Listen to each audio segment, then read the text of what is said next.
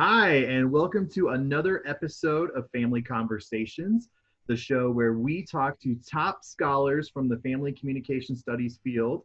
My name is Jimmie Manning. I am chair and professor in the Department of Communication Studies at the University of Nevada in Reno.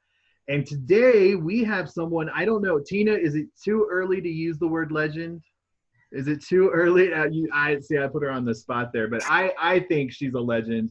We have Dr. Tina Harris, who is the Douglas L. Manship Maynard Race Media and Cultural Literacy Endowed Chair at Louisiana State University. Dr. Harris is internationally renowned for her interracial communication scholarship, particularly as she looks at issues dealing with race, media representations, and racial social justice. And so one of the cool things about Dr. Harris is not only does she do family communication research, but she does interpersonal communication research, health communication research, media communication research. She just goes where the work is needed. And a lot of what she is trying to do with her work is to equip students to use an applied approach where theory leads to practice in a world where racial, ethnic, and cultural diversity are welcome inevitably. And so she has a very strategic plan for her scholarship. And so thank you for coming and joining us today, Dr. Harris. Well, thank you for having me. Yes. And let's get right into the first question. So how did you find family communication studies? And by that, I mean, what was appealing about family communication studies to you? Or is there a story about how you kind of came to this kind of work? But what brought you to family communication? Well, I can reflect back on my personal life and make the connection with my family. My family has always been important to me. They still are. And I know that as I was growing up, I was very much appreciative of the way that my family communicated with each other. I mean, sometimes, communication may not have been as clear, but just recognizing that there are family traditions, there are family rituals that my family engages in, that are sometimes similar to or different from other family structures. And so that kind of like set the foundation. For example, years ago, I don't even want to guess how long ago it was, but I wrote I had a book chapter, and I think I may have invited a graduate student to join me, on it. But looking at soul food and how the family, in that particular film, it's an African American family, deals with their identity as they negotiated tensions around the loss of their matriarch. And in the movie is centered around food, so they're talking about the Sunday dinner ritual, and that resonated with me because my family, has always had dinner together, and I can't remember which came first, the movie or the passing of my dad. But my dad passed away. Reverend Joseph Harris passed away in 1996 of a massive heart attack, and that was very devastating for my family. Shortly after he passed away, his mother passed away 3 weeks later. She just couldn't live without him. And my family tried to, maintain our cohesion, but it was really hard. My immediate family definitely stayed intact, but it was hard for us to remain connected to each other as far as like extended family are concerned, because of the pain that came out of us meeting every Sunday, at my grandmother's church, at my grandmother's house after church. We tried it once and it was just too painful. And so I think sometime after that was when the movie came out, and I was like, oh my gosh, this is so true. This is reflective of Black culture. And so taking my personal experience just kind of, cements for me the importance of family. My family still has dinner together now, even though we're all adults and we moved away. We still are members of my mother's church, and we have dinner together, on, like, if I'm visiting, we'll have dinner together nearly every day, but definitely on Sundays. My mom might not be cooking, but we may go to a restaurant. But it's important because I think that the dinner ritual serves as the means for the family to communicate with each other and to just solidify their identity. Wow. Yeah, and I have to tell you, Soul Food is an excellent film to show in a family communication class to help people Mm-hmm. see how ritual becomes a part of family and how ritual can be cultural, how it can be individualized. It's a great film. And so you were writing about Soul Food, and of course, you've written in other areas of family communication as well. And in fact, you just wrote a brilliant new chapter that looks at the multi-ethnic and multiracial aspects of families. And that's for a collection from Jordan Solis and Colleen Colliner. And we have a connection to that in the link or in the link section of this video. But Dr. Harris, can you tell us a little more about your chapter? Yeah, well, when I received the invitation, it was not hard for me to say yes.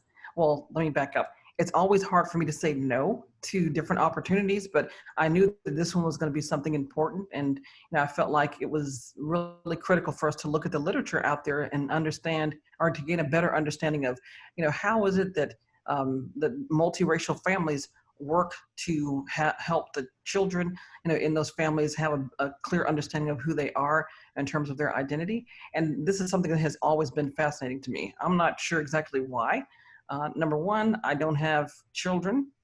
Not to say that you have to have children in order to be connected to family scholarship, but I've always been interested in how racial identities are formed. I mean, I'm a Black woman, so that's been something that's been of personal interest to me. But when it comes to multiracial families, I've always been interested in the communication aspect of it, and in what ways are family members communicating about identity. The children who are born in these multiracial, multi-ethnic, and multicultural families sometimes have to face barriers that other people don't. So if you are born into a quote unquote monoracial family, if you're born into a monoracial family, it's understood that that's how you're going to identify. They may, depending on the race of the family, there might not be any explicit conversations about how your racial identity is constructed, but you have an idea of where you come from. But when you have two families that are coming together from different racial ethnic backgrounds, then it creates, I think, a unique situation and context where the parents have, in my opinion, they have a greater responsibility because they need to help the child develop a healthy identity. And I've always been curious about how is that done. So what messages are communicated at home in order to help that person understand who they are? Is there no communication going on? And if there's not, then what does that mean? Because then the person, the child rather, has a maybe they don't have a racial or an ethnic identity. They see themselves as being non-raced or non-cultured, and they are going to face society and the society where they are going to be put in these boxes. So I think it's really important to understand what role the family plays in preparing those people, those children, for the real world. So not just in a defensive way, but to help gain a better understanding of what it means to be who they are. Yeah, I one of the things that I never thought about, but when I read about it in the chapter, I was like, oh, this makes perfect sense, is the inner struggle that multiracial children might have, because in their family, they feel like they're multiracial, but other people will just see them as Black or just see them as Asian or whatnot, and won't see that they're actually multi-raced or multi-ethnic. And so I really appreciated that part of the chapter, and thinking like, oh yeah, there's different people who are going to have different interpretations of their bodies and their identities. And we have to think about that. It's not just, what's in the family, but how others see that family or how others see members of that family. I thought that was a really interesting part.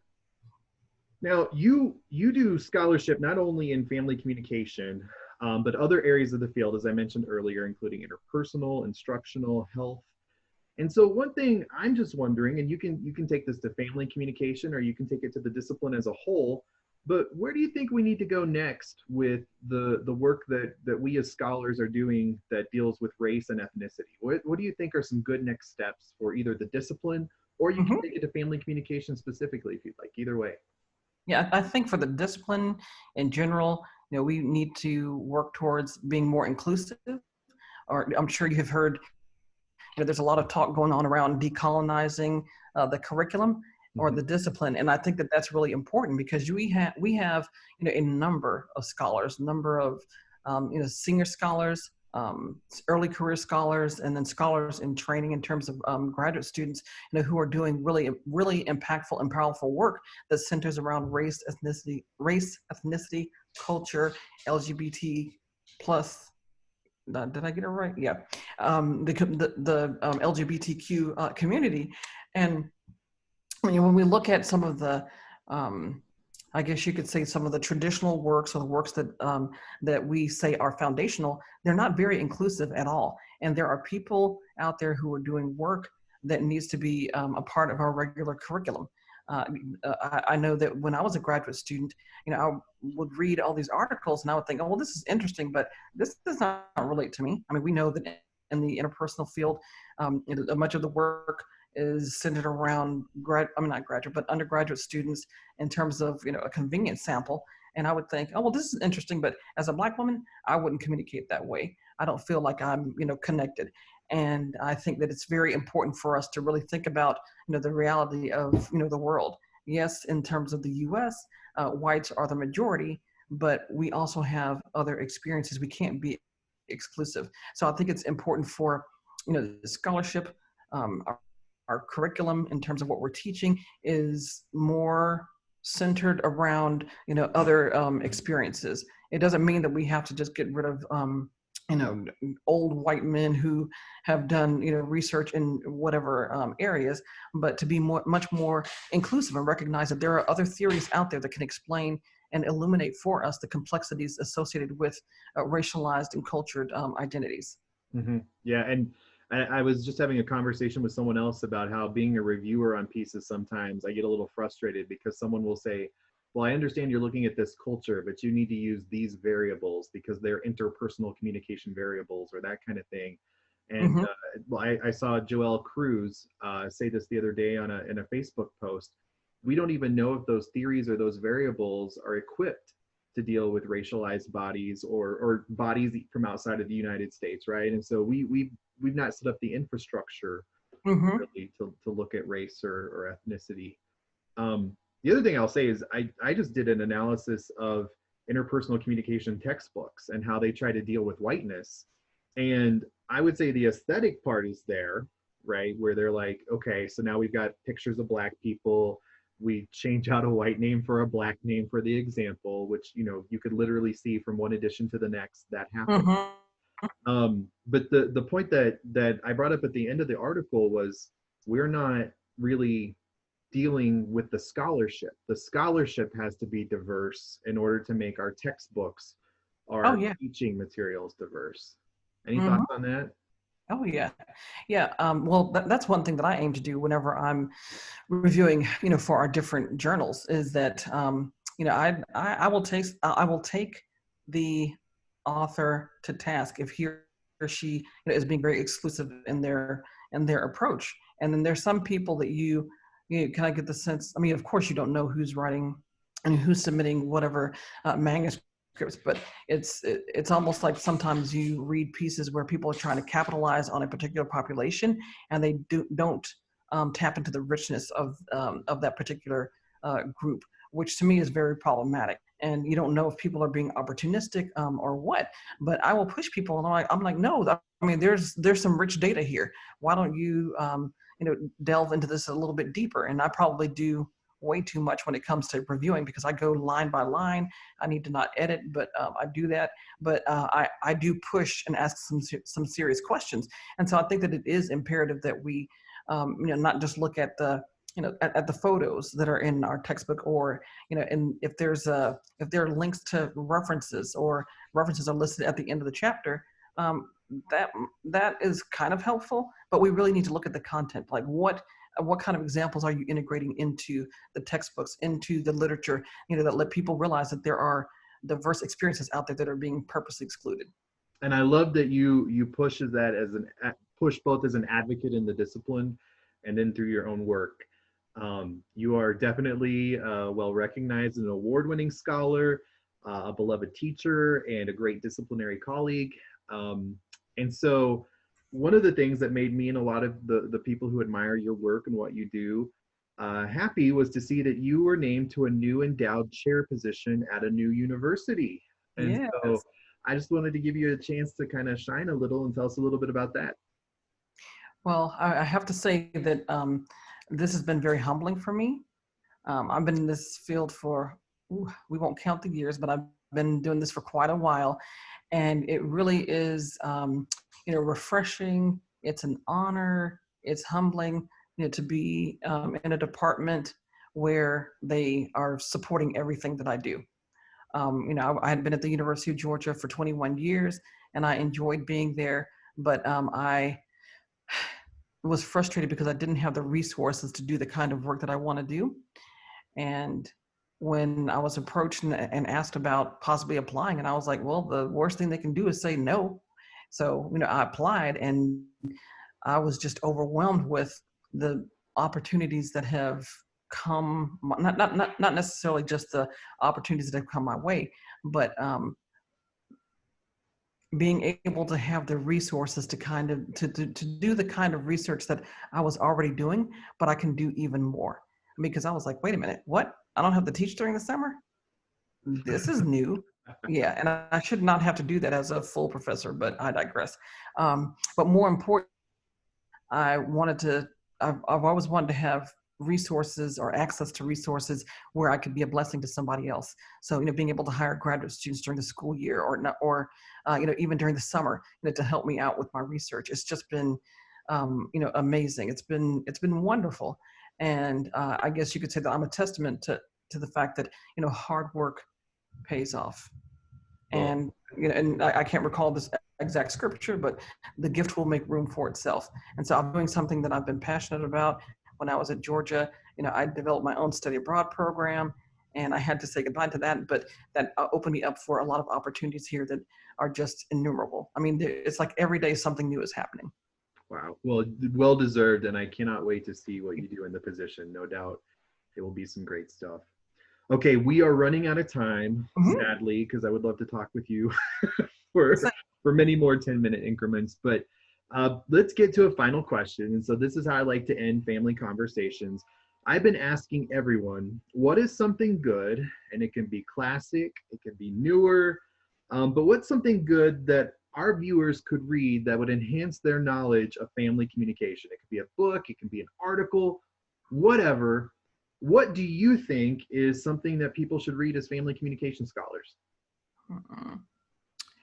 Well, there are a few books that I can think of, and I apologize if I don't remember the authors' names, but of course, the book that will be coming out soon that Jordan Solis and his co-author, whose name escapes my mind right now, but I think that's a great collection because you've got scholars who have been in the field for quite some time who have dedicated their careers to doing family communication research.